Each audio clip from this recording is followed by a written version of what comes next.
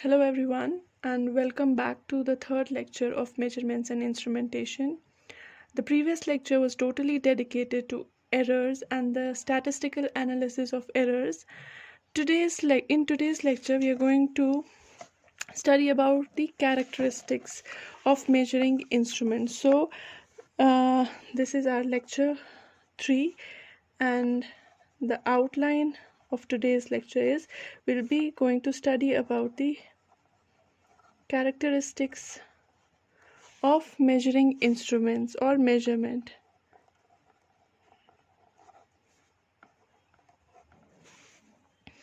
So there are two characteristics of measurements. One is static and dynamic. Okay, as the name itself suggests, static characteristics of measurements are those which are the final characteristics, or say if I have an instrument which has taken a reading while going from 0 to whatever is the final reading, say x, and then how the characteristics when it reaches x and onwards, those are the static characteristics of the measurement instruments or measurements. And dynamic characteristics, as the name itself says, the in between time, the time when the instrument starts going from 0 initial reading to the final reading, the time in between those characteristics that we determine in between this span of time, that is called as dynamic characteristics. Now, since the definition of these two is clear, so it is after we have reached a certain value, and it is between initial value to the final value, whatever characteristics that we measure, it is dynamic. Both of these characteristics we measure under certain specific conditions, like of temperature, of pressure, of other environmental conditions. And both of these static and dynamic characteristics of any measuring device or instrument, they are mentioned in its data sheet. For example, say a voltmeter. I'm talking about, say, a voltmeter. For a voltmeter, what is its initial and final reading? ये कहाँ से कहाँ तक इसकी range आती है, ये किस टेम्परेचर के इनसाइड प्रॉपरली फंक्शन करता है, और कौन जब टेम्परेचर उससे इंक्रीज हो जाए तो ये कब प्रॉपरली फंक्शन नहीं करता है. Same with pressure and different things which, जिसके साथ साथ इसकी कैरेक्टरिस्टिक्स चाहे स्टैटिक या डायनामिक जो है वो चेंज होगी, वो इस इंस्ट्रूमेंट की डेटा शीट में लिखी होती है. So now say let us talk about, say, a thermometer which is in a room, okay, and it's showing you, say, a temperature of 20 degrees Celsius. Then it doesn't really matter whether the true temperature of the room is, say, 19.5 or 20. Say the room temperature is, I said, actual room temperature is, say, 20 degrees Celsius. But say the when we measure it using a thermometer, it is, say, showing 19.5, or it is showing you the temperature which is, say, either 20.5. So हमारे लिए 0.5 degree ऊपर नीचे अगर ये temperature दिखाए तो उससे वो हमारी बॉडी को यूजुअली फील नहीं होता है. So it doesn't really matter. Okay, so even if your temperature with which you measure your room temperature, whether it is having an error of plus minus 5 degrees Celsius, 0.5 degree Celsius, so it doesn't really matter to us. So it is perfectly adequate for us. But if we have to measure a certain chemical process जिसमें हमें temperature measure करना है, वहाँ पे this 0.5 degrees Celsius का change जो है, it makes a huge difference. So हम instrument कहाँ पे use करते हैं, किस application में use करते हैं, उस case में हमें जो है वो we have to take care whether we are using it for personal use, for commercial use, for whichever process we are using it, and for that we have to see its characteristics कि इसमें कितना error है. अगर हमें घर के लिए चाहिए तो हमारे पास अगर एरर या एक्यूरेसी ज़्यादा नहीं भी होगी, एरर ज़्यादा थोड़ा बहुत होगा ऊपर नीचे, तो वो चल जाएगा. So now accuracy of measurement is thus one consideration in the choice of instrument for a particular application. There are other such parameters such as sensitivity and linearity that we will discuss in detail, starting with accuracy. Like yesterday or in the previous lecture, like we studied about the errors, and we said errors and accuracy are kind of opposite to each other. The greater the accuracy, the lesser the error, the lesser the accuracy, the greater the error. So accuracy actually, like we have discussed already, of an instrument is a measure of how close the output reading of an instrument is to the correct value. Say, like we have said here, ki the correct value is 20 degrees Celsius. The room temperature correct value is 20 degrees Celsius, but it shows you 19.5 or 20.5, so it's kind of close to it, and जितना ज़्यादा close होगा of the true to the true value, that is accuracy. और उन दोनों के बीच में difference जो है, or the difference of that is relative, this absolute error or error. Okay, so whenever we are choosing an instrument, so accuracy is one of the factors that we keep in consideration. Usually accuracy हम, जैसे हमने बोला कल, error की form में major करते हैं, और उसको 100 में से या 1 में से अगर हम सब्ट्रैक्ट करेंगे, परसेंटेज के लिए होगा तो 100 में से सब्ट्रैक्ट करके एक्यूरेसी निकालते हैं, और अगर खाली रिलेटिव होगा and then we subtracted out of 1, so we get the value of accuracy. In some cases, it is not necessary that we write it like that. In some cases, inaccuracy is the extent to which reading might be wrong. जहाँ कितने हद तक वो गलत reading है. और ये usually it is also represented in terms of full scale reading of that instrument. For example, say we have a pressure gauge and its range is from 0 to 10 bars. ये measure करती है pressure from 0 bars to 10 bars, and say इसके data sheet में already इसकी efficiency, accuracy जो है या inaccuracy जो है वो दिया हुआ है, या फिर inaccuracy को हम error भी बोलते हैं, और वो already specified है. It is plus minus 1% of the full scale deflection value, FSD value. FSD stands for full scale deflection. So here एक barometer या फिर pressure gauge के लिए which is ranging from 0 to 10 bars has an inaccuracy or error of 1% of full scale deflection. 1% of full scale deflection means 1 by 100 of 10. So 10 bars, so that is equal to 0.1 bar का उसमें जो है error होगा. So this means that when an instrument is reading 1 bar, से हमारा pressure जो है वो है से 1 bar. 1 bar के केस में error जो है वो भी हो सकता है, क्योंकि for the total instrument only the error is specified to be 1% of full scale deflection. यानी कि ये कहीं पे भी needle इसमें rotate करे इस pressure gauge में, हर जगह पे error जो होगा वो 1% of full scale deflection होगा, या in this case जब हमने measure किया so that is 0.1 bar. से जो हमारा pressure है that is around 1 bar. So अगर error होगा 0.1 का around that is approximately 10% of this value. Obviously यानी कि हमारा से pressure है 1 bar, so it will show you either 0.9 bars or 1.1 bar. So इतना amount of pressure में अलग अलग होना या फिर इतना variation होना, it is quite not suitable for us, या फिर हम नहीं चाहेंगे कि हमारा 10% का इस रेंज में एरर आए. यही एरर अगर यहाँ पे होगा से 9 के अराउंड या फिर 10 बार्स होगा, तो उस केस में एरर जो है थोड़ा कम होगा. इससे हमें क्या कंक्लूड कर सकते हैं? By this we can conclude that कि हम किस रेंज में इंस्ट्रूमेंट को चूज करें, that is also important. Okay, that means if it is say 1% of full scale deflection value, so error will be lesser towards the last few sides of this portion. यानी कि इस portion में error कम होगा और इस portion में error ज़्यादा होगा. So अगर हमें pressure measure करना है between 0 and 1 bars, तो हम एक ऐसा instrument लेंगे जिसमें 0 to 1 का रेंज हम सेट कर सकते हैं, जिसमें हमें अराउंड दिस वैल्यू हमारे पास वो रीडिंग आएगी और हमारा एरर जो है वो कम होगा, क्योंकि लाइक आई सेड हमारे पास यूजुअली डिफ्लेक्शन टाइप इंस्ट्रूमेंट्स में या किसी भी इंस्ट्रूमेंट में यूजुअली हम जो है एरर डिफाइन करते हैं या इनएक्यूरेसी डिफाइन करते हैं as full scale deflection value. So around full scale वहाँ पे उसकी एक्यूरेसी ज़्यादा होती है और एरर कम होता है, और जितना जितना कम वैल्यूज़ पे हमारे पास आए उतना हमारे पास एरर ज़्यादा होगा, एक्यूरेसी कम होगी।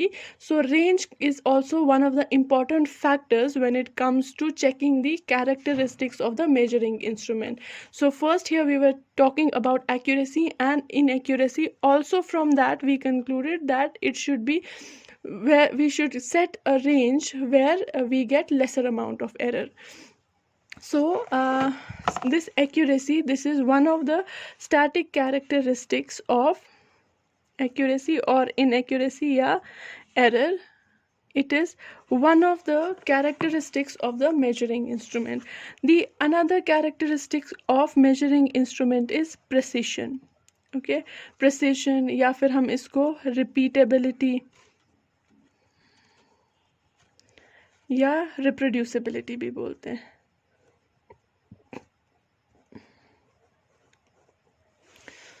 So अब ये प्रेसिशन क्या डिफाइन करता है? Usually whenever we are talking about accuracy and precision, हमें to a layman it seems quite similar. ठीक है, ये एक जैसा लगता है कि जो इंस्ट्रूमेंट जो है अगर वो प्रिसाइज है तो वो एक्यूरेट भी होगा, या फिर कोई इंस्ट्रूमेंट जो एक्यूरेट है वो प्रिसाइज भी होगा. But this is not necessary. Okay, an instrument which is accurate may be less precise और vice versa. It can be कि नहीं भी हो सकता है ऐसे. ठीक है, तो how if we have to discuss about talk about the differences between precision and accuracy, how will be define this, you know, how is precision different from accuracy और how is accuracy different from precision. So accuracy, like we have already defined, it is closeness to the true value, कि एक true value के कितना close है वो होता है accuracy. अगर हमें प्रिसिशन डिफाइन करना है, precision is not closeness to the exact value या फिर ट्रू वैल्यू.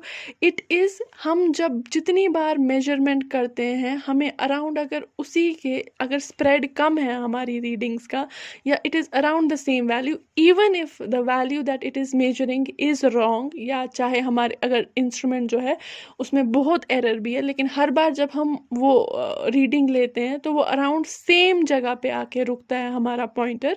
सो हम बोलते हैं कि वो इंस्ट्रूमेंट जो है that is more precise as compare to other instrument. Okay, so precision is it is like I said, it is incorrectly confused with accuracy, but it is not like that. जैसे if we take a certain example of say a robot, जिसको हम say I have 3 robots, say R1, R2 and R3, और इनको हमने function दिया हुआ है कि आपको एक सामान उठा के एक पर्टिकुलर लोकेशन पे छोड़ना है. से पॉइंट रोबो को बोलेंगे you go from point A to point B and drop the stuff there. ठीक है, तो अब हमें देखना है कि कौन सा रोबो ज़्यादा एक्यूरेट है, कौन सा रोबो ज़्यादा प्रिसाइज है. ठीक है, अब जो से फर्स्ट रोबोट है, say I have this is the area where I want from here say it is starting the robo 1. ठीक है, रोबोट 1 जो है, हम centre of these concentric circles, वहाँ पे मैं चाहती हूँ कि यह जो हमारा सामान है ये ड्रॉप करे. लेकिन ये रोबो जो है पहली बार अगर जाएगा तो यहाँ पे सामान छोड़ेगा, अगली बार जाएगा यहाँ पे सामान छोड़ेगा, तीसरी बार जाएगा यहाँ पे सामान छोड़ेगा, चौथी बार जाएगा तो यहाँ पे सामान छोड़ेगा. आफ्टर 4 रीडिंग्स इसने अलग अलग जगह पे सामान छोड़ा, लेकिन एग्जैक्ट जो पॉइंट है वो यहाँ पे था, इसको सामान छोड़ना था. दैट मीन्स इसकी एक्यूरेसी भी कम है और इसका प्रिसिशन भी कम है. एक्यूरेसी कम क्यों है? क्योंकि ये सेंटर वैल्यू के बहुत दूर है. That means it is far from the true value, so it is less accurate. और it is why it is less precise, because इसकी हर जो लोकेशन है वो एक दूसरे से बहुत डिफरेंट है, यानी कि स्प्रेड बहुत है डिफरेंट रीडिंग्स में. सो that is why it is less precise also. Say other robot does what? Same यही area है, robot 2 शुरू करता है, वो क्या करता है, वो पहली बार यहाँ पे छोड़ता है सामान, दूसरी बार यहाँ पे छोड़ता है, तीसरी बार यहाँ पे छोड़ता है और चौथी बार यहाँ पे छोड़ता है, जबकि उसको छोड़ना कहाँ था? Centre of these concentric circles. Again इसकी एक्यूरेसी क्या है? इसकी एक्यूरेसी कम है क्योंकि एग्जैक्टली इसको यहाँ पे छोड़ना है. So the difference between true value and the measured value, it is large, so it is less accurate. And if I talk about precision, since spread ज़्यादा नहीं है, बार बार जाके वहीं पे छोड़ रहा है, that means it is precise. So here it is differing. Now here आप बोल सकते हो कि accuracy और precision जो है यहाँ पे ऑलमोस्ट सिमिलर है, लेकिन यहाँ पे एक्यूरेसी और प्रिसिशन जो है वो उल्टे हो चुके हैं, यानी कि एक्यूरेसी अगर कम है तो प्रिसिशन यहाँ पे ज़्यादा है. तीसरा केस क्या हो सकता है कि से रोबो 3 है, वो क्या करता है, यहाँ से सामान शुरू करता है लेना और यहाँ यहाँ यहाँ यहाँ छोड़ता है, तो डिफरेंस कम है, यानी कि एक्यूरेसी जो है वो ज़्यादा है और प्रिसिशन भी ज़्यादा है. So this example proves what, that accuracy and precision they are not same, they are two different quantities which are misunderstood to be the same quantities. So whenever we are buying a measuring instrument to measure a certain quantity, we have to keep in consideration that both its precision is higher as well as its accuracy is higher. ठीक है. whenever we are buying an instrument based on the application, हम कहीं पे we can have a trade off also between this. कहीं पे हमें मे भी ज़्यादा accuracy चाहिए, precision उधर इधर थोड़ा चलेगा, तो in that case we can make that deal. Okay. So this is about precision and accuracy. Now we've also said we have also said repeatability and reproducibility. They are kind of similar terms, okay, but they are similar in certain aspects and different in certain aspects as well.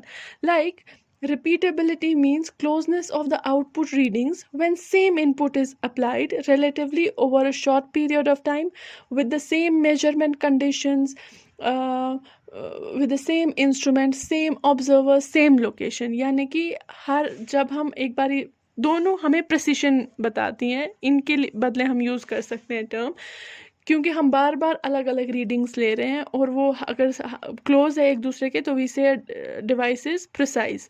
Okay, but we are keeping the observer same, जो readings ले रहा है वो same है, environmental condition same है, बाकी चीज़ें same है, तो उसको हम रिपीटेबिलिटी बोलते हैं. लेकिन अगर जो बार बार रीडिंग ले रहा है बंदा बदल रहा है, observer is not the same, you know, environmental condition is not same, input and output readings are different, so in that case we call that reproducibility, but both are a measure of precision, so we can use them interchangeably, yeah, but precision and accuracy, they cannot be used interchangeably, sorry. Okay, so now coming to the third static characteristics of measuring instruments, that is tolerance. Okay, tolerance, हमने already, we are familiar with this term tolerance, how we have studied it in whenever we go through resistance, वहाँ पे हम tolerance का value calculate करते हैं. पीछे हमने last lecture में already discuss किया हुआ है about tolerance, जहाँ पे always also it is you know, closely related to accuracy या inaccuracy or error, and it defines the maximum error that is to be expected in some value. ठीक है, जैसे हम बोलते हैं रेजिस्टेंस का वैल्यू है 5 mega ohm plus minus 5%, so this you usually define it as tolerance. Okay, we do not say this is an error or so, but this is the tolerance. So it tells you maximum इतना error हो सकता है, कम ज़्यादा भी ज़्यादा नहीं हो सकता, but इससे कम error हो सकता है, say 4% का error हो सकता है, 2% का error. So in that case, this value is called as your tolerance. So tolerance is another static parameter or characteristic of a measuring instrument. Okay, next is range or span. Range already हम पढ़ चुके हैं कि जैसे हमने पीछे यहाँ पे एक डिवाइस ली थी, इसकी रेंज है 0 से लेकर 10 तक, सो इसकी रेंज है 10 bars it can measure, so that is called as a range or span. Range or span of an instrument defines the maximum and minimum values of a quantity that the measuring instrument is designed to measure. उससे ज़्यादा या उससे कम के values जो है वो measure नहीं कर सकता है, और ये भी एक static parameter है किसी भी measuring instrument का, और ये भी उस instrument की data sheet में already specified है. Now next is linearity. Now what is linearity? Okay, normally it is desirable that the output reading of an instrument is linearly proportional to the quantity being measured. यानी कि हम जब भी एक instruments का से input बढ़ाते हैं, जो हमें से क्वांटिटी मेजर करनी है, वैसे वैसे ही उसका आउटपुट भी मेजर इंक्रीज होना चाहिए, तो उसको हम यूजुअली लीनियर बोलते हैं. जैसे अगर हम एक ग्राफ ड्रॉ करेंगे between the input and output, where input we are taking on X axis and output we are taking on Y axis. So जैसे जैसे हमारा इनपुट बढ़ता है इंस्ट्रूमेंट पे, वैसे वैसे हमारा आउटपुट बढ़ना चाहिए. से अगर मैं इसको से at time 1 say temperature is 5 degrees, say here after time 2 this is say 10 degrees, and like that. So it is linear variation. So whenever it is a whenever we are choosing an instrument, it is desirable that its characteristic or its this graph between its input and output is a good fit straight line.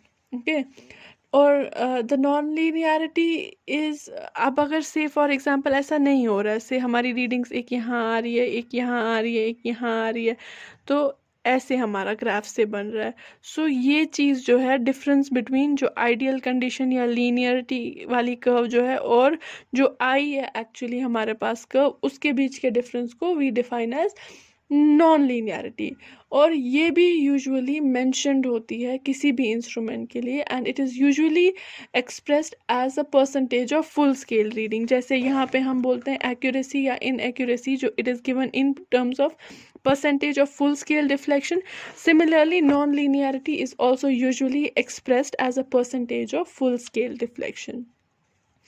Okay, so the next parameter, that is sensitivity of the measuring instrument.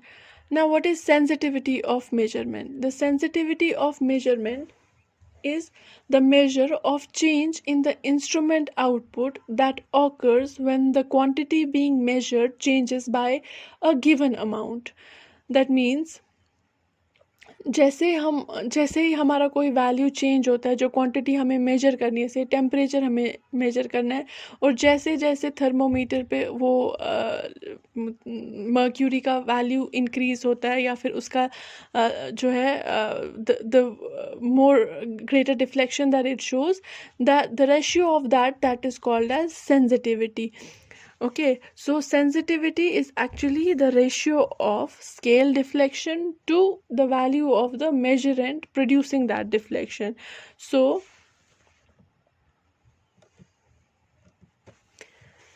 sensitivity is, say I am representing it by S, it is scale deflection. Scale कितना deflect करेगा with the change in the measuring quantity, या फिर मेजरेंट के साथ वो जो हम quantity major कर रहे होते हैं उसको हम मेजरेंट बोलते हैं.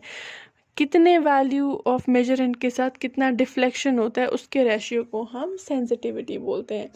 सेंसिटिविटी को हम ऐसे भी डिफाइन कर सकते हैं, it is actually the slope of a straight line drawn on this previous graph. इस ग्राफ जो हमने इनपुट और आउटपुट के बीच में ग्राफ ड्रॉ किया था पीछे वाले में, लीनियरिटी वाले केस में, इसकी जो स्लोप होती है उसको हम सेंसिटिविटी बोलते हैं. ठीक है, ये sensitivity can be different over a different, यहाँ पे सेंसिटिविटी डिफरेंट है, इस पॉइंट पे सेंसिटिविटी डिफरेंट है, इस पॉइंट पे डिफरेंट है. So it can be different. For a linear graph your sensitivity will remain constant through out, but if you do not have a linear graph between input and output, your sensitivity keeps on changing. Okay, now talking about the next static parameter, which is threshold.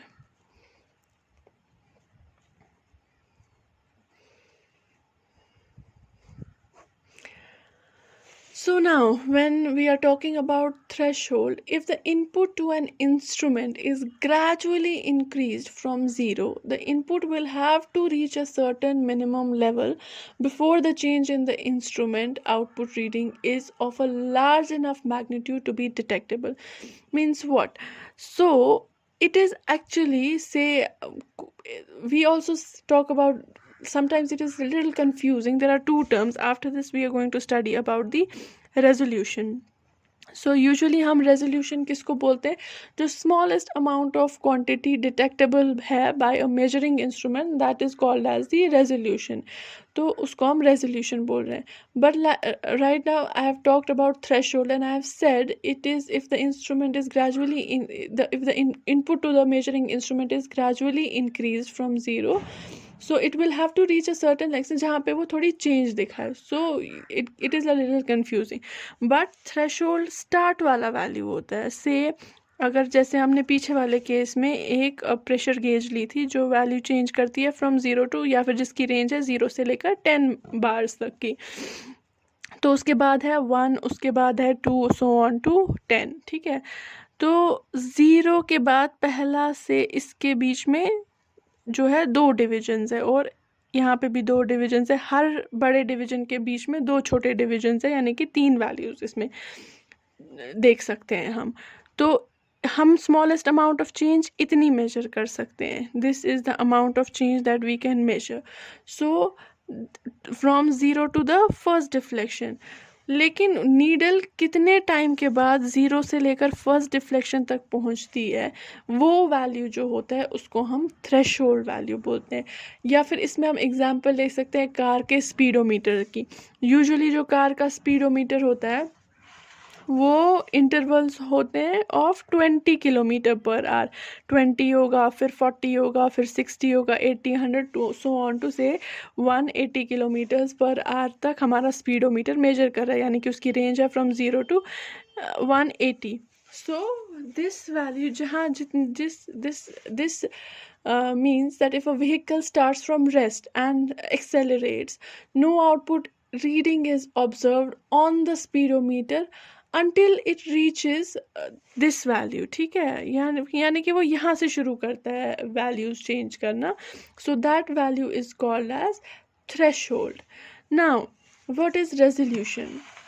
When an instrument is showing a particular output reading, there is a lower limit on the magnitude of the change in the input quantity that produces observable change in the output instrument. Like threshold only, like I've said, resolution is sometimes specified as an absolute value and sometimes as a percentage of full-scale deflection. One of the major factors influencing the resolution of an instrument is how finely its output scale is divided into subdivisions.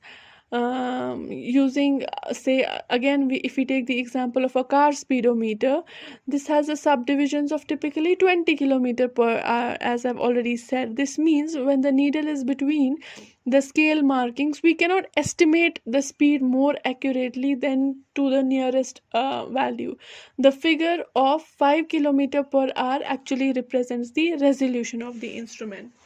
This I'm talking about an analog instrument. यही जो हमने पीछे अभी example ली थी से हम और उसी की एग्जाम्पल लेंगे. ये है हमारी कार का स्पीडोमीटर जो मेजर कर रहा है speed in kilometres per our, और इसकी वैल्यू जा रही है 0 टू 180 किलोमीटर पर आवर तक की मेजर कर सकता है. तो अब हमने क्या किया, इसके डिविजन्स जो है वो आफ्टर 20 है. So 20 kilometre per hour, then we have say 40 kilometre, then 60, so on to पहुँचते पहुँचते 180 तक पहुँच गया. ठीक है, हम अज्यूम कर रहे हैं कि हर डिवीजन के बीच में 4 डिविजन्स है. यूजुअली एनालॉग मीटर्स में यही होता है कि हर डिवीजन के बीच में होते हैं 4 डिविजन्स, 1, 2, 3 और 4. So this is 1 division, this is 2nd, this is 3rd, and this is 4th division. If may be in some cases it can be 5, so accordingly उसका रेजोल्यूशन भी चेंज होता है. अगर ये 0 है और ये 20 है, दैट मीन्स ये 5 किलोमीटर पर आवर है, ये 10 किलोमीटर पर आवर है, ये 15 किलोमीटर पर आवर है, और ये 20 किलोमीटर पर आवर है. सिमिलरली इसके आगे भी हमारे पास 4 डिवीजन होंगे, तो ये 25, ठीक है, 30, 35 और 40 kilometres. So smallest amount of change जो ये डिटेक्ट कर सकता है वो है of 5. After every 5 kilometre per hour जो नीडल जो है it moves from one division to another division. So that particular thing that is called as resolution. So in case of this speedometer, now its resolution is how much? 5 kilometre per our. इसका threshold कितना है? 15 kilometre per our, जैसे कि मैंने previous example में बोला. सो जो वो स्टार्टिंग जब आप गाड़ी पे एक्सेलरेटर दबाते हो उस टाइम पे जो स्मॉलेस्ट चेंज होगी, जो जहाँ से आपकी स्पीड बढ़नी शुरू हो जाएगी, ज़ीरो से वो जब 15 किलोमीटर पर आवर गाड़ी की स्पीड नहीं होगी तब तक आपका स्पीडोमीटर जो है वो ज़ीरो ही दिखाता रहेगा. जो ही 15 या उससे ज़्यादा होगी स्पीडोमीटर की नीडल बढ़नी शुरू हो जाएगी. तो दैट मीन्स वो 15 किलोमीटर पर आवर जो है वो उसका थ्रेशोल्ड है. इट कैन बी लेस और more depending upon the speedometer specifications, क्योंकि हम यहाँ पे एक्चुअली कैरेक्टरिस्टिक्स ही पढ़ रहे हैं. I am taking a general example जिसमें एक स्पीडोमीटर का थ्रेशोल्ड 15 किलोमीटर्स पर आवर है. Again as per this particular speedometer, जिसके अंदर एक डिवीजन के अंदर 4 डिवीजन है और हर डिवीजन जो है उसमें क्या रिप्रेजेंट करता है? 5 किलोमीटर पर आवर. तो उसका रेजोल्यूशन जो है 5 किलोमीटर पर आवर है. ये हर किसी इंस्ट्रूमेंट के लिए वैलिड है, ठीक है. अब सिमिलरली अगर हमारे पास this we are talking about analogue instrument, similarly we can have a digital speedometer और a digital voltmeter for that matter. Let's take a digital voltmeter जो जिसके 4 डिजिट्स है. दिस इज 4 डिजिट से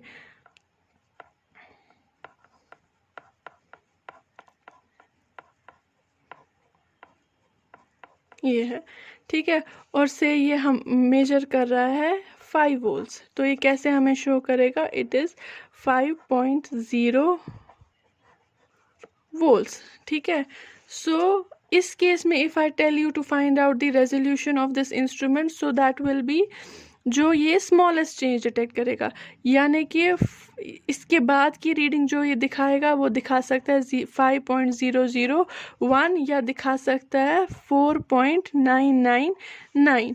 सो smallest change जो ये detect कर रहा है वो है ऑफ 0.001 वोल्ट, या हम इसको बोल सकते हैं 1 millivolt. So this 1 millivolt is actually what the resolution of this digital volt meter.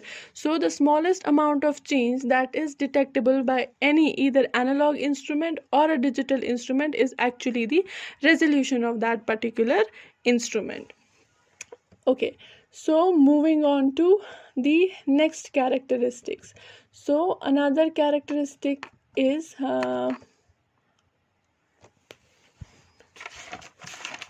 by far we have discussed 8, so this has to be the 9th characteristics, that is sensitivity to disturbance.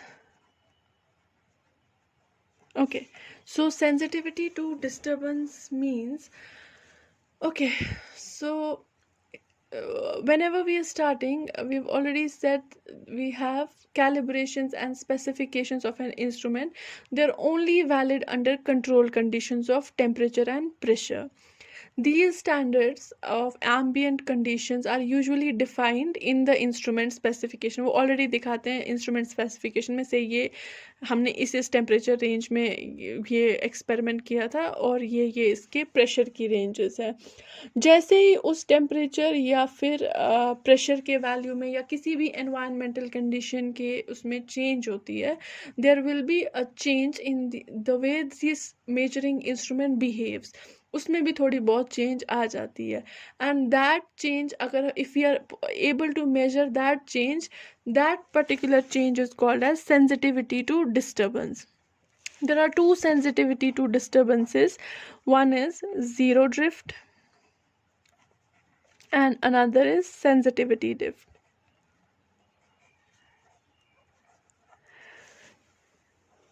Zero drift को जो है हम बायस भी usually बोलते हैं, so it has another name which is बायस.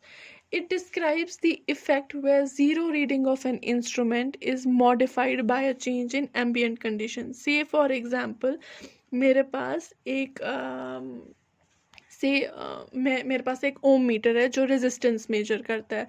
से मेरे पास 10 ओम की एक रेजिस्टेंस है, और जब मैं उसको उसी स्टैंडर्ड कंडीशंस में मेजर करती हूँ जिसमें उस which is with in the range, so what happens is, से ये 10 ओम को मुझे 10 ओम ही दिखा रहा है. I am considering 0% error in this case. So 10 ohm को वो मुझे 10 ओम ही दिखाता है. लेकिन जो ही मैं उसकी प्रेशर या टेम्परेचर कंडीशंस को एक्सीड करती हूँ तो मुझे ये 10 ओम की रेजिस्टेंस का वैल्यू जो है वो दिखाता है 10.1 ohm for example. So that is called as your zero drift और बायस ड्रिफ्ट. तो जब से जो पहली मेजरमेंट है, से इस ओम मीटर की रेंज है फ्रॉम 0 टू से 75 डिग्री सेल्सियस. जब तक मैं इसमें मेजर कर रही हूँ तब तक ये मुझे 10 ओम की रेजिस्टेंस दिखा रहा है. जो ही मैंने इसको 80 डिग्री सेल्सियस पे मेजर किया, ये मुझे दिखा रहा है 10.1 ओम. इसमें क्या है, this drift is fine. So that means जब तक मैं इसको इस रेंज में, it will give you the exact value. जब भी मैं इससे एक्सीड करूँगी तो ये मुझे 10.1 दिखाएगा. सो दैट मीन्स जो 10 ओम की रेजिस्टेंस है वो 10.1 दिखाएगा, जो 100 ओम की है वो 100.1 दिखाएगा, एंड लाइक दैट. ये कॉन्स्टेंट एक इंक्रीमेंट है 0.1 ओम्स का आफ्टर दिस चेंज. ठीक है, we whenever we measure that zero drift, we just have to add it to every reading या subtract it. Now we know that it has a zero drift of 0.1 ohms.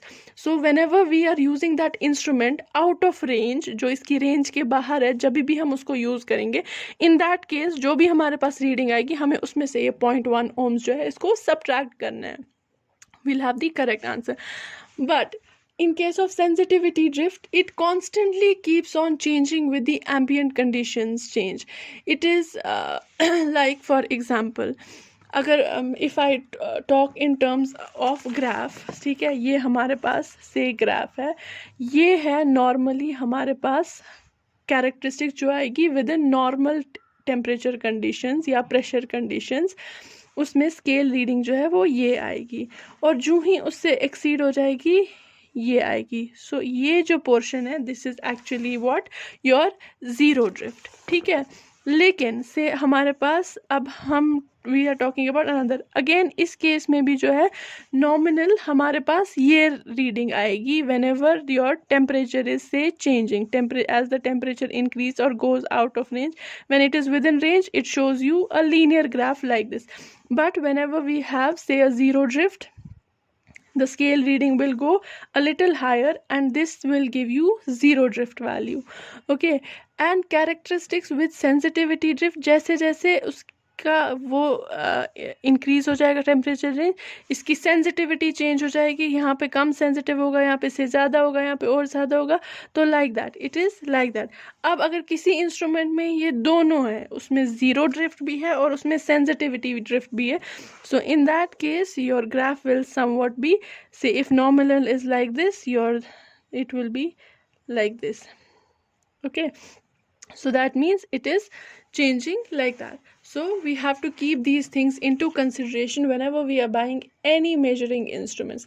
There are other characteristics, static characteristics also, which we need to consider, which are not that much effective, or we don't have to take that into that much of consideration. But I would like you to read on your own hysteresis effect,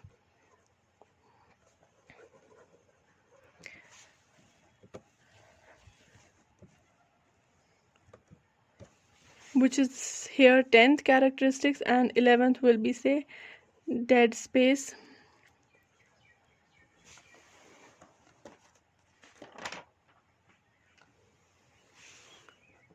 Loading effect I would also like you to study on your own. Okay, so these 3 static characteristics you are going to study on your own. Okay, Now coming to the next, which is dynamic characteristics. Dynamic characteristics, like I've already said, they are like static characteristics only. There is not much big of a difference, only apart from the fact that these two are taken at two different point of time. That means वो वाला जो है, जब हमारे पास जो output है वो stable हो जाता है, उसके बाद जो हमारी characteristics जब हम measure करते हैं उसको बोलते हैं static characteristics of the instrument. और जब भी हम वो within that, जब अभी वो transient condition में ही होता है, उस केस में जब हम मेजर करते हैं तो उसको हम डायनेमिक कैरेक्टरिस्टिक्स ऑफ इंस्ट्रूमेंट बोलते हैं. ये दोनों स्टैटिक कैरेक्टरिस्टिक्स और डायनेमिक कैरेक्टरिस्टिक्स जो होती हैं, we measure them within a certain, जैसे पीछे भी मैंने बोला, सेट ऑफ टेम्परेचर, प्रेशर या फिर एनवायरमेंटल कंडीशंस. ठीक है, outside of that they may vary. अगर हम एक लीनियर टाइम इनवेरिएंट सिस्टम की बात करें तो उसके लिए एक जनरल रिलेशन होती है between input and output. Input actually here means जो हम क्वांटिटी मेजर कर रहे हैं जब वो इंक्रीज हो रही है, और आउटपुट है जो हमें मेजरिंग इंस्ट्रूमेंट उसका वैल्यू मेजर करके देता है. So here for a linear time invariant system, यानी कि एक LTI सिस्टम के लिए इनपुट और आउटपुट के बीच में कंडीशंस क्या होती है, every one of us knows, you have already studied it in control systems also. So that will be given by an this plus an minus 1 dn minus 1 q naught over dt n minus 1 plus so on plus 2 a1 d q naught over dt plus a naught q naught.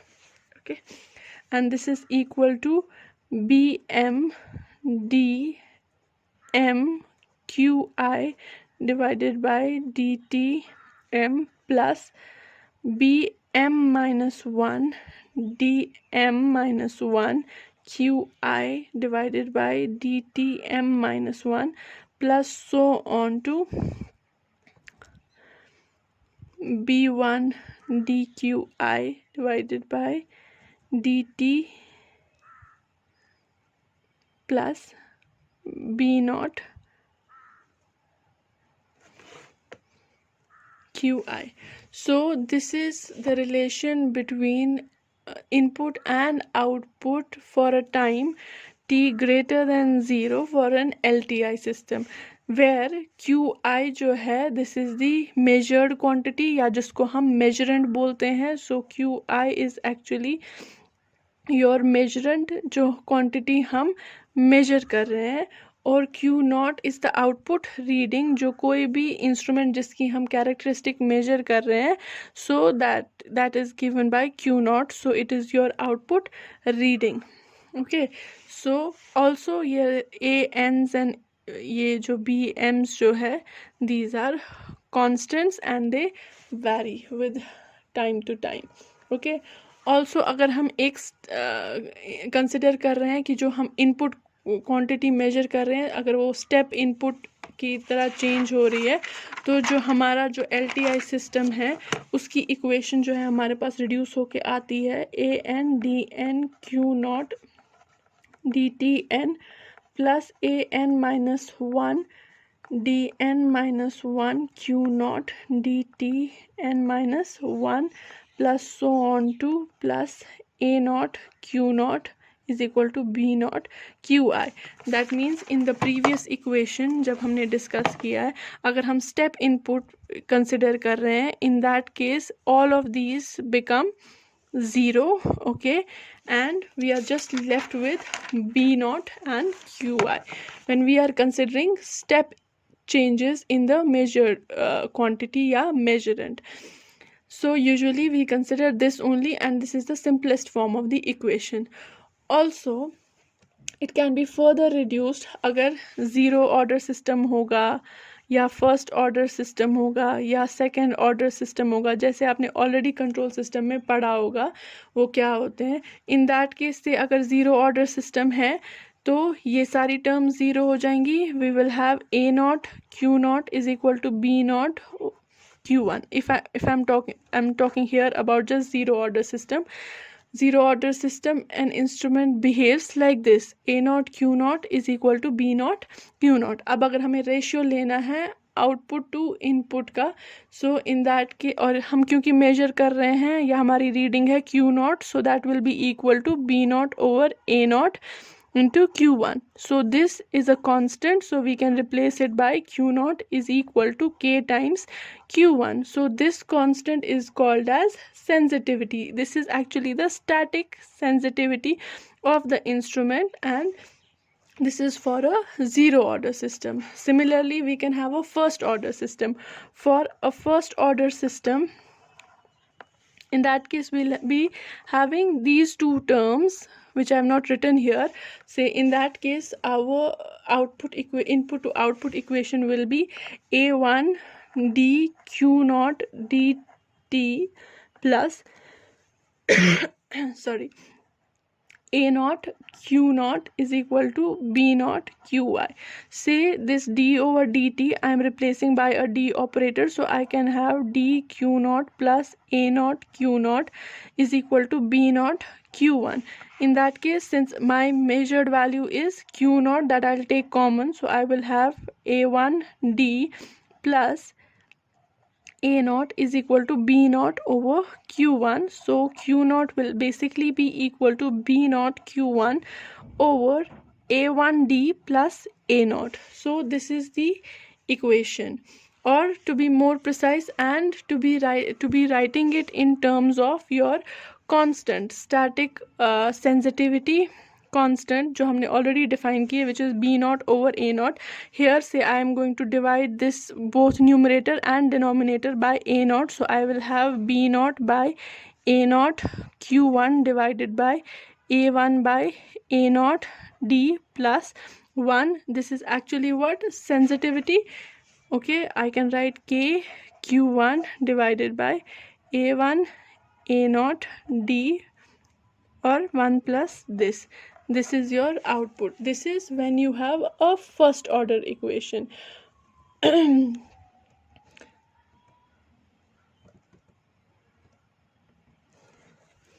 This is also called as tau, which is time constant. Similarly, we can have the second order equation also, and like that जैसे जैसे system की complexity increase होती है, we can have different things like that. All of that is in terms of whatever you have already studied. So this zero order system, if you talk about that, for a step input change, like if I have a step input like this, so your output will also be step output, which is like this. So this is your input, this is your output. This will be somewhat like this. But in case of a second order system, here, like here, say if this is your input is varying like this, okay, so your output will be varying like this, and your time constant that we are mentioning here, say that is around this value. Okay, when it reaches around 63% of true value, कितना time लगता है आपकी output curve को पहुंचने में to around 63% of what the final value is, that is your time constant. So this is instrument reading, and this is actually the measurand. Okay, similarly we can have the second order this also. So in case of second order system, जैसे हम already पढ़ चुके हैं, और you can do it on your own taking 3 quantities from here, last 3 terms, और यहाँ पे एक term ले सकते हैं, and then उसमें हमारे पास quantities static coefficient sensitivity coefficient वाला आएगा हमारे पास. जैसे इसमें टाइम कांस्टेंट आया था, उसमें हमारे पास ओमेगा आएगा, डैम्पिंग फ्रीक्वेंसी आएगी या फिर अनडैम्प नेचुरल फ्रीक्वेंसी जिसको हम बोलते हैं, और इसमें डैम्पिंग रेशियो यानी कि साई आएगा. So complexity keeps on increasing like that, और वहाँ पे हमारे पास रिस्पॉन्स भी जो है उसका वो काफ़ी ज़्यादा कॉम्प्लिकेटेड होगा. समवॉट लाइक दिस, इफ से this is the quantity to be measured, so your output will be somewhat like this. Okay, so it is like that. So this is not that much important here. The only basic concept is your understanding about the dynamic response and static response to the instrument, which I hope is clear in this. And in the next lecture we'll be starting with the next unit, which will be different types of measuring instruments or quantities that we are going to measure using different types of measuring instrument. That is all for today. Thank you so much.